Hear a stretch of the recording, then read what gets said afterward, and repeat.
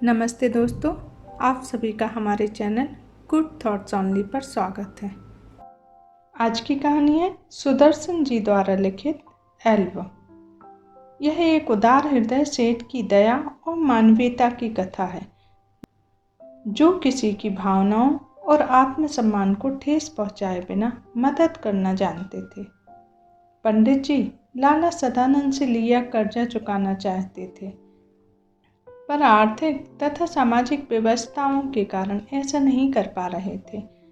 लाला सदानंद पंडित जी को इस कर्ज के बोझ से मुक्त कराने का एक सफल प्रयास करते हैं। आइए सुनते हैं कहानी एल्बम। पंडित सादीराम ने ठंडी आह भरी और सोचने लगे, क्या यह ऋण कभी सिर से ना उतरेगा। वे गरीब थे, परंतु दिल के बुरे ना थे।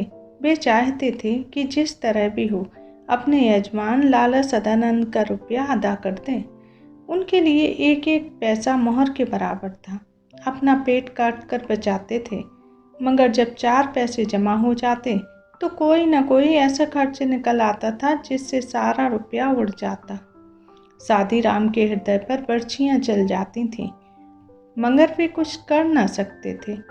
इसी तरह कई साल बीत गए। सादीराम ने पैसा पैसा बचाकर 80 रुपये जोड़ लिए। उन्हें लाला सदानंद के 500 रुपये देने थे।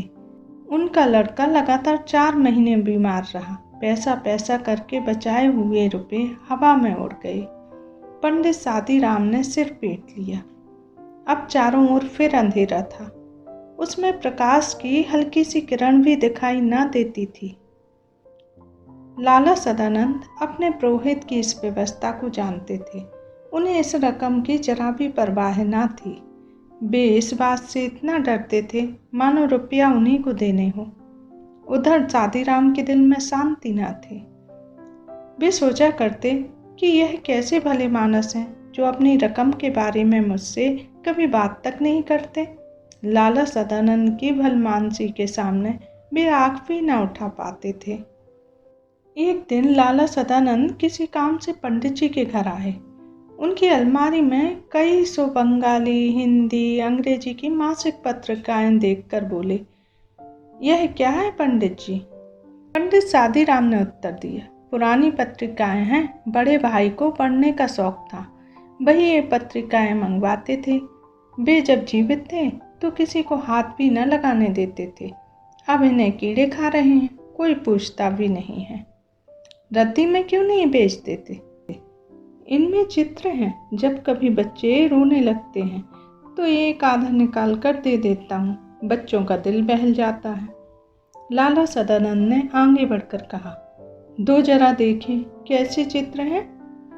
पंडित सादीराम ने कई सुंदर और रंगीन चित्र दिखाए। लाला सदानंद कुछ देर तक उलट पलट कर देखते रहे। सहसा बोले, ये चित्र के बढ़िया नमूने हैं। अगर किसी शौकीन को पसंद आ जाए तो 1000-2000 रुपये बड़ी आसानी से कमा सकते हैं। पंडित सादीराम ने एक ठंडी सांस भरकर कहा, ऐसे भाग होते तो यूं धक्के ना खाता फिरता। लाला सदानंद बोले, एक काम करें क्या, जितनी अच्छी अच्छी तस्वीरें हैं सबको छांटकर अलग कर लें। बहुत अच्छा, जब यह कर चुके तो मुझे कहलवा दें। आप क्या करेंगे, मैं इनकी एल्बम बनाऊंगा, आपकी तरफ से विज्ञापन दे दूंगा। हो सकता है यह विज्ञापन किसी शौकीन के हाथ पड़ जाए और आप 2-4 पैसे कमा लें। तस्वीरें बहुत बढ़िया हैं। सादीराम को यह आशा न थी कि कोयले की खान में हीरा मिल जाएगा। घोर निराशा ने सभी द्वार बंद कर दिए थे। लाला सदानंद के कहने से पंडित जी दिन भर बैठकर तस्वीरें छांटते रहे। शाम तक 200 बढ़िया चित्र जमा हो गए। उस समय वे उन्हें देखकर स्वयं उछल पड़े। उनके मुख पर आनंद की आभा नाचने लगी।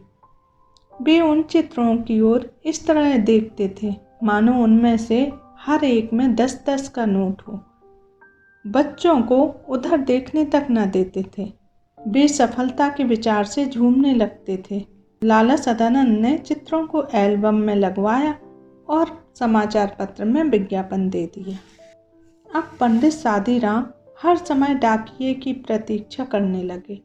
वे रोज सोचते कि आज कोई चिट्ठी आएगी। दिन बीत जाता और कोई चिट्ठी न आती थी। रात को आशा सड़क की धूल की तरह बैठ जाती थी, मगर दूसरे दिन लाला सदानंद की बातों से टूटी हुई आशा फिर जुड़ जाती थी। दिन बीतते गए। आखिर एक दिन सादीराम के भाग्य जागे। कोलकाता के एक मारवाड़ी सेठ ने पत्र लिखा कि एल्बम भेज दो, अगर पसंद आएगा तो खरीद लिया जाएगा। पंडित सादीराम दौड़े हुए लाला सदानंद के पास पहुंचे और उन्हें पत्र दिखाया। लाला सदानंद ने पत्र को अच्छी तरह देखा और जवाब दिया, रजिस्ट्री करवाकर एल्बम भेज दो। शौकीन आदमी मालूम होता है, खरीद लेगा। और मूल्य लिख दो, 1000 रुपये से कम पर सौदा ना होगा। कुछ दिन बाद उन्हें जवाब में एक बीमा मिला। पंडित सादीराम के हाथ पैरों से ज्यादा उनका दिल कांप रहा था। उन्होंने लिफाफे को खोला और उछल पड़े। उसमें 100 के 10 नोट थे। पहले उनके भाग्य ने करवट ली थी, अब वह पूर्ण रूप से उठकर बैठ गया। पंडित सादीराम सोचने लगे, अगर 2000 रुपये लिख देता तो शायद उतने भी मिल जाते। इस सोच ने उनकी सारी खुशी किरकिरी कर दी। सांझ के बाद वे लाला सदानंद के पास गए और 500 रुपये सामने रखकर बोले, परमात्मा का धन्यवाद है कि मुझे इस मार से छुटकारा मिला। अपने रुपये संभाल लीजिए। आपने जो दया और सज्जनता दिखाई है उसे मैं मरते दम तक नहीं भूलूंगा। लाला सदानंद ने हैरान सा होकर पूछा, पंडित जी, क्या सेठ ने एल्बम खरीद लिया? जी हाँ, खरीद लिया। और रुपये भी आ गए? जी हाँ। नहीं तो मुझ गरीब ब्राह्मण के पास क्या था जो आपका ऋण चुका पाता? परमात्मा ने मेरी सुन ली। मेरा विचार है कि आप ये रुपये अपने पास रखें। मैं आपका यजमान हूँ। मेरा धर्म है कि आपकी सेवा करूँ। अगर मैंने 4 पैसे दे दिए तो कौन सा गजब हो गया? पंडित जी की आंखों में आंसू आ गए। वे बोले, आप जैसे सज्जन संसार में बहुत थोड़े हैं।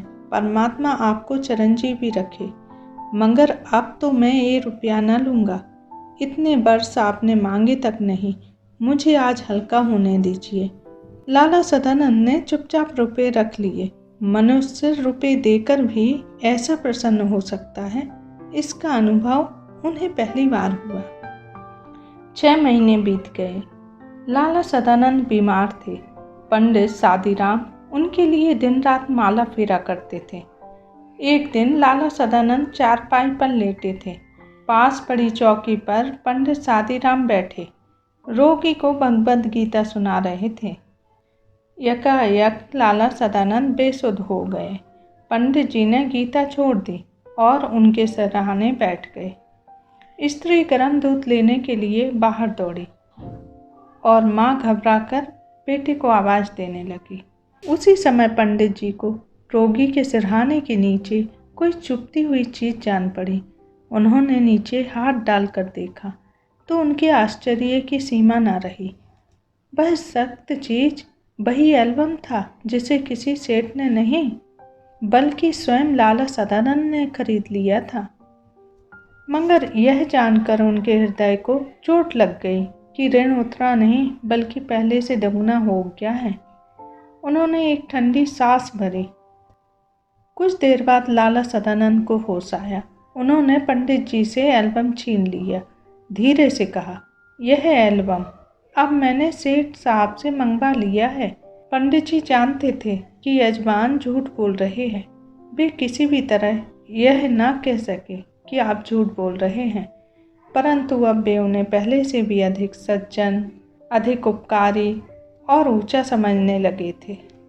कहानी यहीं समाप्त होती है।